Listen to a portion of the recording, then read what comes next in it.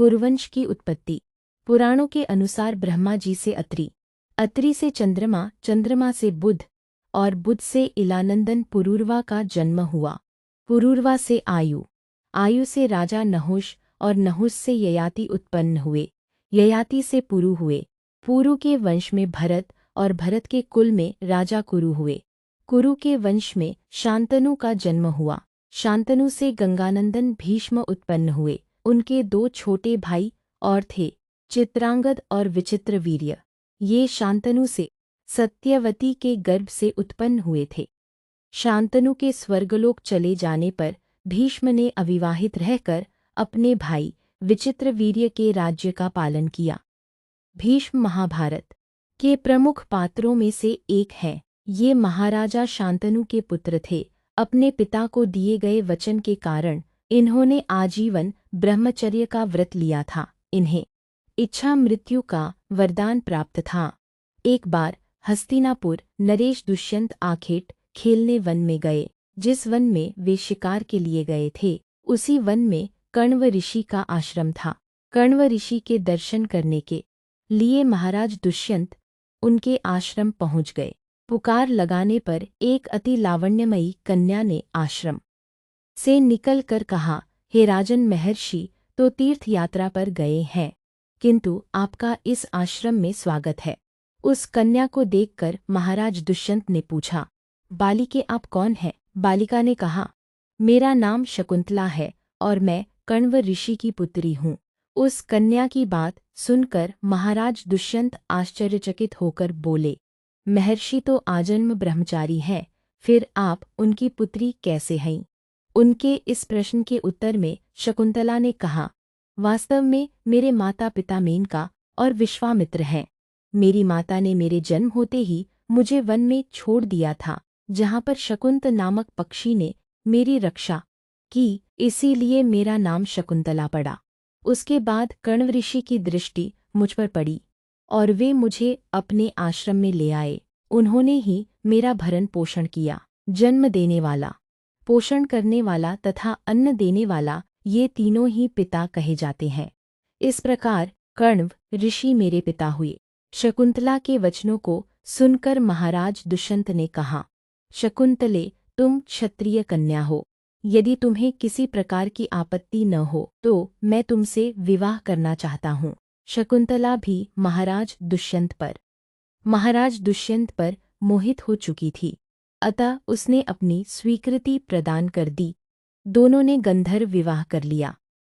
कुछ काल महाराज दुष्यंत ने शकुंतला के साथ विहार करते हुए वन में ही व्यतीत किया। फिर एक दिन वे शकुंतला से बोले, प्रियतमे, मुझे अब अपना राजकार्य देखने के लिए हस्तिनापुर प्रस्थान करना होगा।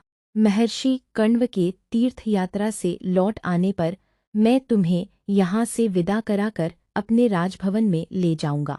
इतना कहकर महाराज ने शकुंतला को अपने प्रेम के प्रतीक के रूप में अपनी स्वर्ण मुद्रिका दी और हस्तिनापुर चले गए। एक दिन उसके आश्रम में दुर्वासा ऋषि पधारे। महाराज दुष्यंत के विरह में लीन होने के कारण शकुंतला को उनके आगमन का ज्ञान भी नहीं हुआ और उसने दुर्वासा ऋषि का यथोचित स्वागत सत्कार नहीं किया। दुर्वासा ऋषि ने इसे अपना अपमान समझा और क्रोधित होकर बोले, बालिके, मैं तुझे शाप देता हूँ कि जिस किसी के ध्यान में लीन होकर तूने मेरा निरादर किया है, वह तुझे भूल जाएगा। दुर्वासा ऋषि के शाप को सुनकर शकुंतला का ध्यान टूटा और वह उनके चरणों में गिरकर क्षमा प्रार्थना करने लगी।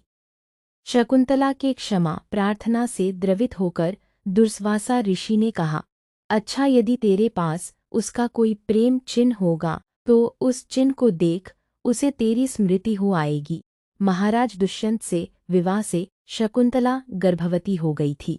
कुछ काल पश्चात कण्व ऋषि तीर्थ यात्रा से लौटे, तब शकुंतला ने उन्हें महाराज दुष्यंत के साथ अपने गंधर्व विवाह के विषय में बताया।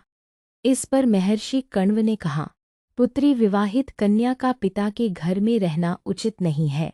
अब तेरे पति का घर ही तेरा घर है। इतना कहकर महर्षि ने शकुंतला को अपने शिष्यों के साथ हस्तिनापुर भिजवा दिया। मार्ग में एक सरोवर में आचमन करते समय महाराज दुष्यंत की दी हुई शकुंतला की अंगूठी, जो कि प्रेम चिन्ह थी, सरोवर में ही गिर गई। उस अंगूठी को एक मछली निगल गई। महाराज दुष्यंत के पास पहुंचकर कण्व ऋषि के शिष्यों ने शकुंतला को उनके सामने खड़ी करके कहा, महाराज शकुंतला आपकी पत्नी है, आप इसे स्वीकार करें। महाराज तो दुर्वासा ऋषि के शाप के कारण शकुंतला को विस्मृत कर चुके थे, अतः उन्होंने शकुंतला को स्वीकार नहीं किया और उस पर कुल्टा होने लाछन लगाने लगे। शकुंतला का अपमान होते ही आकाश में जोरों की बिजली कड़क उठी और सबके सामने उसकी माता मेनका उसे उठा ले गई, जिस मछली ने शकुंतला की अंगूठी को निगल लिया था। एक दिन वह एक मछुआरे के जाल में आ फंसी। जब मछुआरे ने उसे काटा तो उसके पेट अंगूठी निकली। मछुआरे ने उस अंगूठी को महाराज दुष्यंत के पास भेंट के रूप में भेज दिया। अंगूठी को देखते ही महाराज को शकुंतला का स्मरण हो आया और वे अपने कृत्य पर पश्चाताप करने लगे। महाराज ने शकुंतला को बहुत ढूंढवाया किंतु उसका पता नहीं चला। कुछ दिनों के बाद देवराज इंद्र के निमंत्रण पाकर देवासुर संग्राम में उनकी सहायता करने के लिए महाराज दुष्यंत इंद्र की नगरी अमरावती गए। संग्राम में विजय प्राप्त करने के पश्चात जब वे आकाश मार्ग से हस्तिनापुर लौट रहे थे तो मार्ग में कश्यप ऋषि का आश्रम दृष्टिगत हुआ। उनके दर्शनों के लिए वे वहां रुक गए। आश्रम में एक सुंदर बालक एक भयंकर सिंह के साथ खेल रहा था। मेनका ने शकुंतला को कश्यप ऋषि के पास लाकर छोड़ा था तथा वह बालक शकुंतला का ही पुत्र था। उस बालक को देखकर महाराज के हृदय में प्रेम की भावना उमड़ पड़ी।